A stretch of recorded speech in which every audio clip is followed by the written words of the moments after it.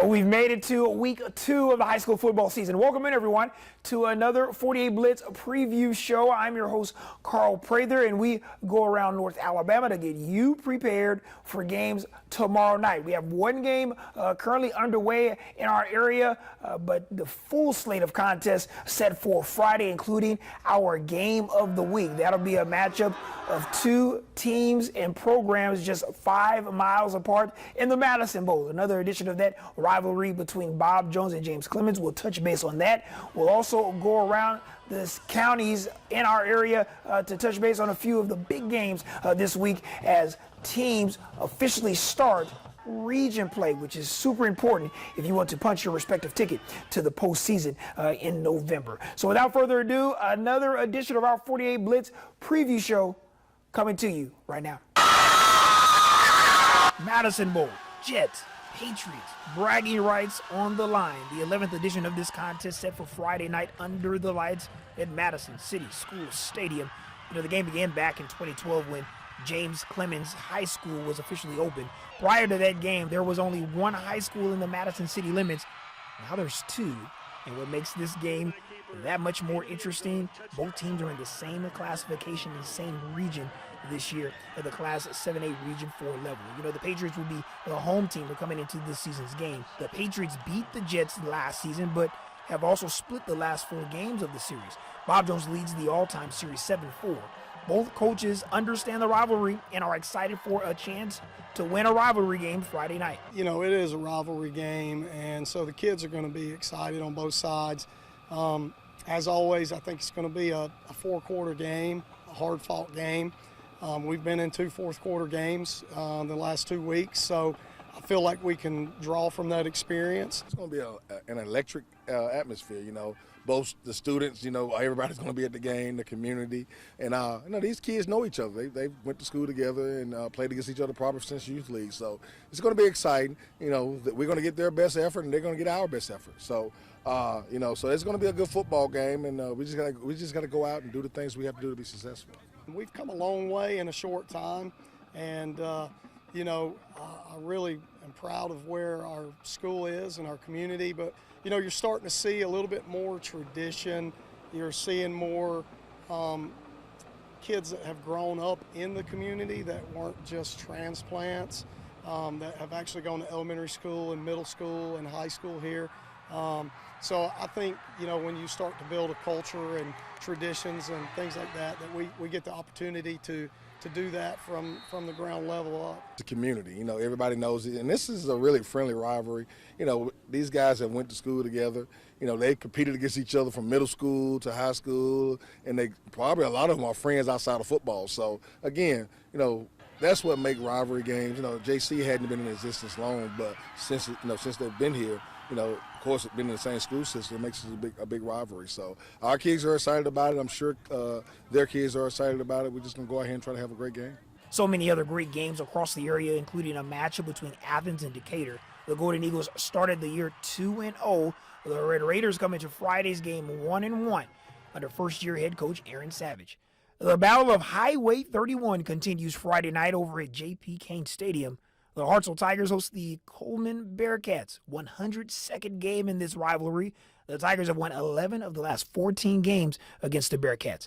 And the only 2 remaining undefeated teams in Class 7A Region 4 battle Friday night. The Sparkman Senators host the Black Bears of Austin in each team's first respective region game. Expect a lot of points and explosive plays in that contest.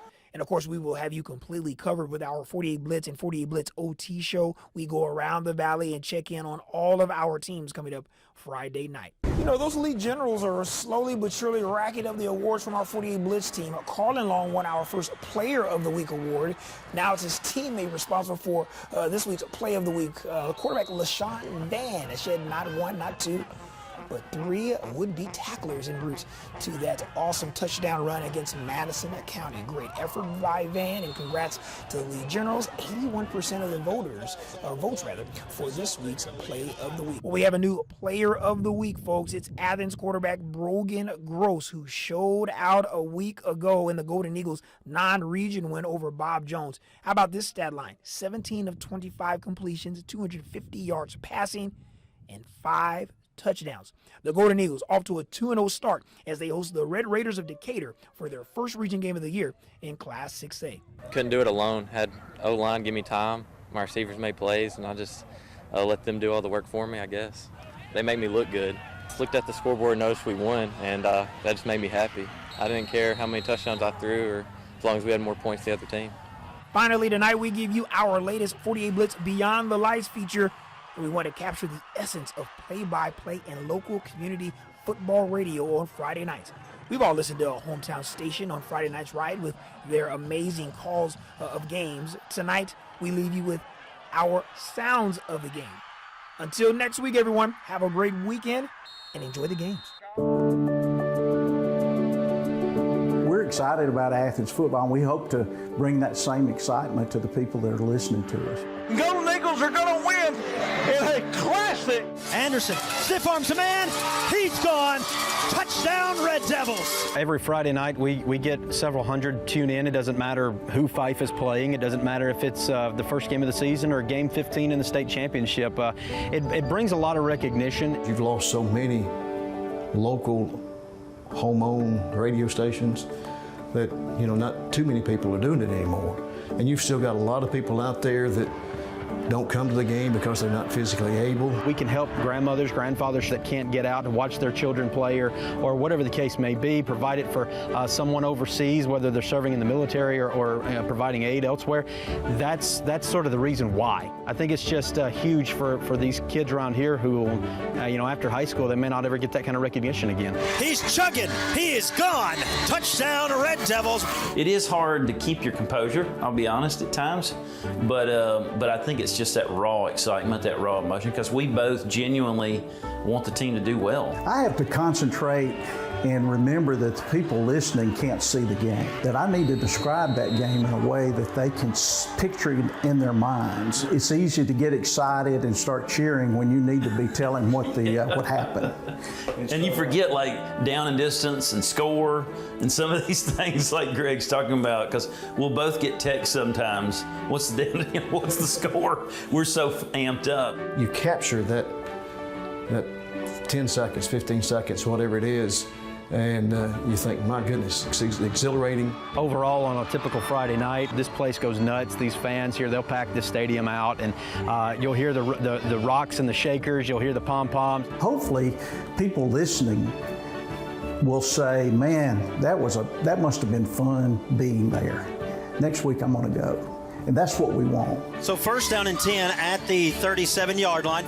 Two wide outs to each side. Brogan takes the snap, throws. Breaks free to daylight. 20-15. It's a foot race. 10-5. Touchdown, Red Devils. Get in there. Get in there. Take it down. Touchdown. Rush to Rachel, 11 yards, and the Golden Eagles go ahead. Just hearing that right there, it's funny. There are calls that stick out in your mind, and some you just remember. They can tell how passionate we are about the team, and that comes through. And I think most of those people that are willing to listen to a high school football game on Friday night feel the same way. I get goosebumps just hearing that. It brings a lot of sweet memories back to me from last season alone. I hope that we can convey that same emotion so that they can feel like Greg said, like they're at the game. Touchdown, Red Devils.